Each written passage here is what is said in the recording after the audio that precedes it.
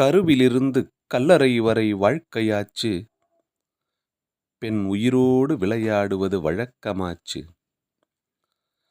உன்னை பொறுமையின் சிகரமென்பதால் பொறுத்துக் கொண்டாயோ, இல்லை போதும் இந்த வாழ்க்கை என்று வெறுத்துச் சென்றாயோ? சோகத்தில் என்னோடு சேர்ந்து அழுதது என் எழுதுகோல். அதில் முளைத்த எழுத்துக்களை கவனமாகக் கேள். வரலாறு என்றும் நினைக்க வேண்டுமா இதை?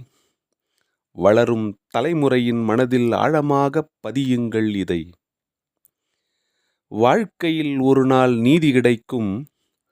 இவள் வாழாத மீதி வாழ்க்கை கிடைக்குமா? இந்தியா என்றால் பண்பாடு. இங்குதான் பெண்களுக்குப் பெரும்பாடு.